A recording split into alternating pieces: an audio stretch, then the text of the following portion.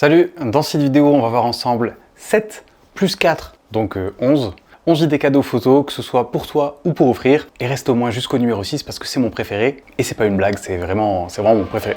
C'est parti.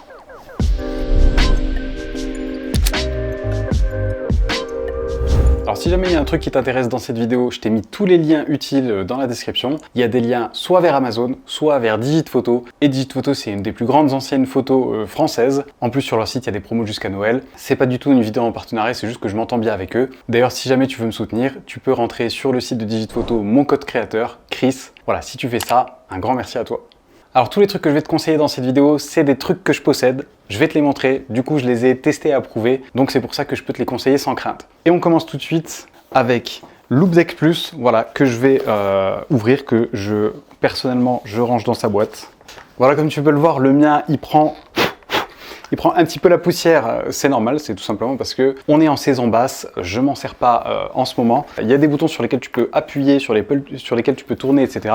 En fait, à quoi ça sert? Ça te sert à naviguer dans Lightroom de manière plus intuitive, donc pour retoucher des gros lots de photos beaucoup plus rapidement et surtout avec plus de plaisir. Voilà, donc moi c'est vrai que je m'en sers surtout pour des reportages sur lesquels j'ai plusieurs centaines de photos à trier et à retoucher. Voilà, c'est un outil qui est vraiment très cool. Si jamais tu veux en savoir plus, j'ai même fait une vidéo il y a quelques années sur Loupedeck Plus, je te la mets juste ici.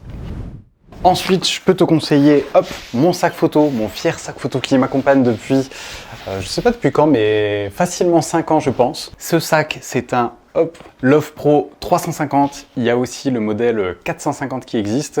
Donc le 450 il est un petit peu plus gros, du coup c'est mieux. Si tu as beaucoup de matos, c'est vrai que c'est mieux, mais esthétiquement moi le 450 je trouve que ça fait vraiment trop gros. Donc voilà, je suis parti sur le 350, c'est celui-là. Il a plusieurs avantages. Le premier je pense notamment, c'est qu'il est super solide, hein. Ça fait 5 ans que je l'ai et il a clairement pas bougé. Un de ses gros avantages aussi, c'est que la poche qui ouvre l'intégralité du sac, elle est sur ton dos. Pas de risque si tu es dans le métro de te faire voler ton matériel.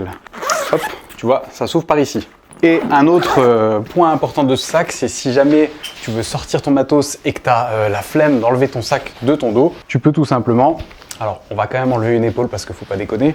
Voilà, tu vois ici, hop, tu as une poche, tu prends ton appareil, tu shootes, j'ai pas de batterie, tu le remets et on peut continuer la rando.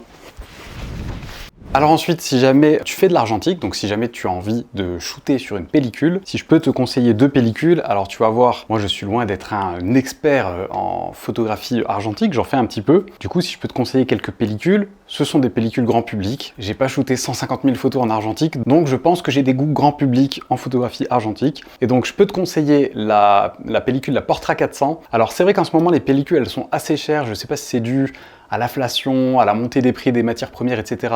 Bref, je sais pas, donc c'est vrai qu'elles sont assez chères.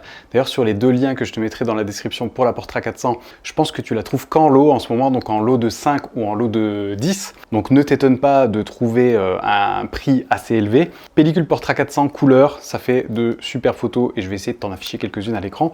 Et on a aussi, la Cinestill 800T, évidemment. Tu me connais, j'aime bien le style cinéma, donc il fallait que j'achète cette pellicule Cinestill 800T, donc 800 pour 800 ISO et le T pour tungstène, donc une balance des blancs qui est refroidie et du coup forcément on va beaucoup l'utiliser avec des éclairages très chauds, donc en ville, les éclairages urbains, voilà, qui sont très chauds, ils vont bien être refroidis avec cette pellicule et du coup tu vas avoir ces rendus beaucoup plus froids en ville et avec la petite signature visuelle de cette pellicule qui est les espèces de halos lumineux rouges autour des éclairages. Je t'en montre quelques exemples.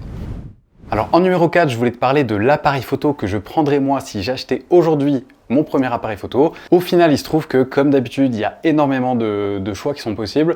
Donc ce que je te conseille, si jamais tu veux acheter un nouveau boîtier, un nouvel appareil photo, eh bien, tu peux aller checker mon guide complet que je te mets jusqu'ici. Quel appareil photo acheter en 2022? Même si on est en décembre, j'ai été la regarder tout à l'heure, je suis toujours d'accord avec ce que j'ai dit dedans. Alors en numéro 5, je te conseille, si jamais tu n'en as pas un déjà, j'ai oublié de le prendre, je te conseille un objectif 50 mm f1.8. Donc ça c'est un objectif qui zoome un petit peu, mais surtout qui a une très grande ouverture. Et en fait, la combinaison de zoomer un petit peu, donc le 50 mm et la grande ouverture, f1.8, ça va te permettre de faire des beaux flous d'arrière-plan, bien crémeux. Et je sais que si jamais tu n'as pas encore démarré la photo, ou si tu as démarré depuis quelques semaines ou quelques mois, je sais que tu as sûrement envie de faire ce genre de rendu-là, tout simplement parce que C'est ce que cherchent tous les débutants. Achète-toi ce petit objectif 51.8, tu me verras rarement te conseiller de changer de boîtier ou de changer d'objectif, mais c'est vrai que ça, en fait, cette crème en flou d'arrière-plan que tu peux faire avec cet objectif, tu peux souvent pas le faire avec ton objectif de base, et en plus, honnêtement, ça coûte vraiment pas très cher et ça se garde super longtemps. Donc voilà, c'est pour ça que je te conseille cet objectif si jamais tu le possèdes pas encore. Et ça y est, on arrive au sixième truc que je voulais te présenter. C'est peut-être mon préféré de cette vidéo et tu vas le voir, c'est magique. Il s'agit tout simplement, en fait je vais faire durer le suspense encore un peu, ça se trouve là-dedans et c'est, peut-être que tu l'as déjà deviné si t'en as un toi aussi, un flash et plus précisément le Godox V1. Alors ici pour moi c'est le V1N, N pour Nikon, toi évidemment si t'as un Canon, tu prends le V1C. Hop. Alors pourquoi est-ce que c'est ce flash que je te conseille? Tout simplement parce que si jamais tu connais leur marque concurrente mais à des tarifs haut de gamme, tu sais que ce modèle-là, le Godox V1, c'est le même modèle que son concurrent mais pour 4 fois moins cher. Et pour avoir déjà testé les deux, celui-là il fonctionne tout aussi bien que le modèle concurrent et du coup il a un temps de recharge de ouf. Je peux peut-être te le montrer d'ailleurs. Bon là évidemment je ne l'ai pas mis à pleine puissance mais essayons à pleine puissance. Alors on va déjà le mettre à 1/8 de sa puissance, ce qui est déjà assez vénère. Voilà, il envoie toujours. Maintenant je le mets à la moitié de sa puissance. Tu vois, ça envoie. Et là maintenant on va le mettre pleine balle. Donc évidemment il va ralentir encore un petit peu.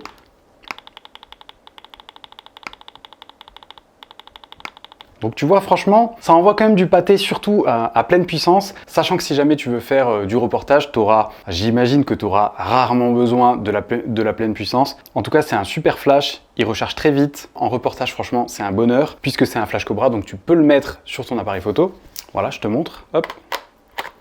Ça se met comme ça, tout simplement. Tu l'orientes vers le plafond ou vers tes sujets. Et si jamais tu veux, tu peux aussi, c'est ça pour moi le gros avantage des flash Cobra je trouve, c'est que tu peux aussi le mettre en déporté si tu veux. Je vais te montrer. Voilà, si jamais tu veux le mettre en déporté, tout simplement tu mets ce petit émetteur dessus, hop, comme ça. Et à partir de maintenant, tu peux aussi le déclencher. Ce qui fait que si tu veux, tu peux le poser sur un trépied, tu peux mettre une boîte à lumière dessus, bref, tu fais absolument ce que tu veux. Donc voilà, soit tu l'utilises en flash Cobra, soit tu l'utilises en flash déporté. Et c'est pas tout, j'ai encore un truc à te montrer. Je t'ai dit que c'était mon objet préféré de cette vidéo, non? Voilà, donc tu as aussi tout un tas d'accessoires, un espèce de petit diffuseur comme ça, hop, la petite pochette avec les accessoires, qui contient tout un tas de trucs. Alors je vais pas tous te les montrer, mais regarde bien la puissance du truc. Tu veux mettre ton diffuseur là-dessus, pas de problème.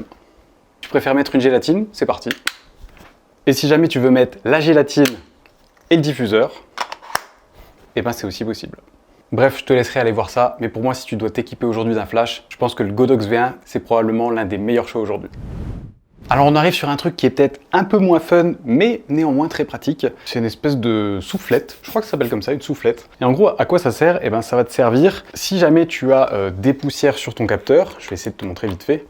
Voilà, alors là, en théorie, il faudrait que je relève le miroir pour avoir accès au capteur, mais voilà, si jamais tu as des taches de capteur, ça veut potentiellement dire que tu as des poussières qui se sont déposées sur ton capteur, tu prends ce truc, tu souffles quelques coups dedans et ça peut décoller les poussières qui sont sur ton capteur. Alors c'est pas une solution idéale à long terme parce qu'en fait ce que tu fais c'est que quand tu souffles, les poussières elles peuvent rester à l'intérieur de ton appareil photo, c'est juste qu'elles vont se décoller de ton capteur. Donc c'est pas la solution à long terme, mais à court terme ça fonctionne. Il faut juste le combiner de temps en temps avec un bon nettoyage de capteur. Et en plus, si jamais t'as pas de chiffon microfibre, hop, on va remettre l'objectif dessus. Et ça peut aussi te servir à dépoussiérer un petit peu la lentille frontale de ton objectif. Alors je t'ai prévu aussi, hop, de la lecture si jamais tu aimes les bouquins. Alors je t'ai prévu deux trucs un petit peu différents, tu vas voir. Donc il y a ce livre que j'ai acheté il y a quelques années de Todd Ido, On Landscapes, Interiors and Nude. Et en gros là-dedans tu as de superbes illustrations déjà. Et en plus ce qui est cool, alors c'est en anglais, mais ce qui est cool c'est que tu as plein d'explications de Todd Ido, donc du photographe, de l'auteur de ces superbes photographies. Et alors, il va pas vraiment rentrer dans des explications techniques, il va plutôt t'expliquer sa démarche, sa philosophie, pourquoi est-ce qu'il a construit l'image de cette manière-là, avec cette composition. Bref, c'est hyper intéressant. Moi, je me rappelle, quand je l'ai lu il y a 3-4 ans, il m'avait quand même pas mal secoué ce bouquin. Je te le conseille. En plus, je crois qu'aujourd'hui, il est vraiment pas très cher. Et donc si tu veux moins une lecture philosophique et un peu plus une lecture contemplative, là je te conseille plutôt le livre que j'ai au fond.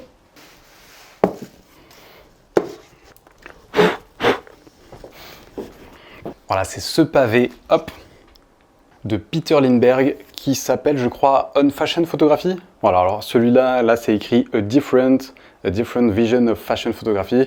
Voilà, peu importe son nom, en tout cas tu le trouves, je crois que tu le trouves un peu partout. Celui-là il est vraiment très gros, il est vraiment très lourd, tu vois, pour l'échelle, je te mets ma tête à côté. Et il est vraiment excellent. Les photos sont énormes à l'intérieur. Je vais essayer de te montrer un peu. Je crois qu'aujourd'hui d'ailleurs il existe en 2 éditions. Il y a cette grande édition qui fait plus de 30 cm de long avec un peu plus de 400 pages. Et je crois qu'il y a une édition maintenant un peu moins chère avec un petit peu plus de pages, mais il est 2 fois plus petit à peu près. Moi j'ai pris le gros et franchement j'en suis très content. Ça fait plaisir à regarder. Et on va finir tranquillement avec un de mes objets préférés. Je te l'ai gardé pour la fin, donc si jamais tu es encore là, félicitations à toi. Qu'est-ce que c'est? Eh bien, c'est, tu sais quoi, au lieu de te montrer sa boîte, vu que là, il est actuellement sur mon objectif, je vais le dévisser juste pour toi. Voilà, alors, qu'est-ce que c'est que ce truc? Eh bien, ça, c'est un filtre de diffusion. Voilà, c'est un petit peu la mode depuis quelques années, j'en ai déjà d'ailleurs parlé sur cette vidéo. Et à quoi ça sert? Eh bien, ça sert à faire baver les hautes lumières. Peut-être que je vais essayer de te faire une démo là-dessus, et si jamais ça marche pas, je te montrerai des exemples sur l'écran. Tiens, je vais essayer de te la mettre là. Hop, voilà, regarde juste ce qui se passe quand je passe le filtre devant.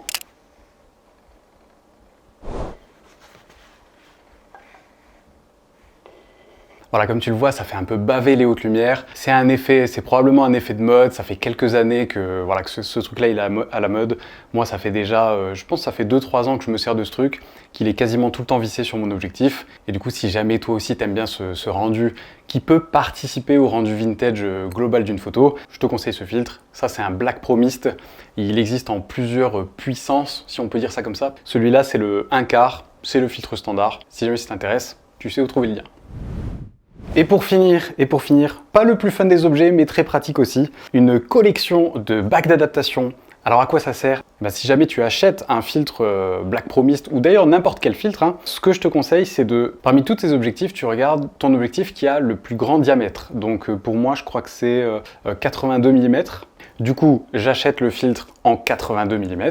Mais si jamais je dois mettre le filtre sur un objectif qui est plus petit, comment est-ce que je fais? Eh bien, c'est là que ces bacs d'adaptation interviennent. Je vais te montrer. Donc, comment est-ce que tu mets un filtre de 82 mm sur un objectif qui est plus petit, de 67 mm? Eh bien, tu utilises les bacs d'adaptation. Voilà, j'ai le filtre ici, les bacs d'adaptation. Je visse les deux ensemble. Et maintenant, je mets ça sur le 35 mm. Hop, c'est bon, je ne me suis pas planté dans le diamètre. Et voilà, du coup tu as ton grand filtre adapté pour tes plus petits objectifs. Et ça t'évite d'acheter 15 fois le même filtre. J'étais en train de ranger mon matos et c'est là que je me suis dit mais pourquoi je t'ai pas parlé de ça avant? Cette lampe. Alors du coup, à la différence du flash qui est très bien, je pense que tu l'auras compris, que je t'ai parlé tout à l'heure, ça c'est pas un flash, c'est une lumière continue, mais du coup c'est hyper polyvalent. Voilà, si t'as pas envie de t'embêter avec un flash, tu peux prendre cette lumière continue, elle est franchement... Je pense que tu le vois ici, elle est quand même assez puissante. Regarde. Changer sa puissance, elle est dimmable comme on dit. Tu peux également mettre des petits effets sympas. Petite lumière au coin du feu. Bref, il y a plein d'effets. Et évidemment, tu peux changer sa couleur. Et la mettre en blanc aussi si tu veux, bien sûr. Bref, c'est un beau petit objet et j'aurais été déçu de ne pas te l'avoir présenté en vidéo. Donc voilà, si jamais ça t'intéresse, tu sais où la trouver aussi. Voilà, j'espère que cette petite sélection t'a plu, que ça te permettra de te faire plaisir à Noël ou de faire plaisir à quelqu'un. Si jamais tu as d'autres idées de trucs cool comme ça que toi tu utilises et que j'ai pas pensé à mentionner dans cette vidéo, et ben n'hésite pas à partager tes idées dans les commentaires, ça pourra tous nous servir, y compris moi. J'espère que cette vidéo t'a plu, si c'est le cas, tu peux laisser un petit pouce vers le haut, ça fait plaisir, ça soutient la chaîne. Et n'oublie pas que tous les liens utiles sont dans la description et que tu peux soutenir mon travail en rentrant le code créateur Chris sur le site de Digit Photo. Merci beaucoup à toi si jamais tu fais ça. C'était Chris, prends soin de toi, ciao.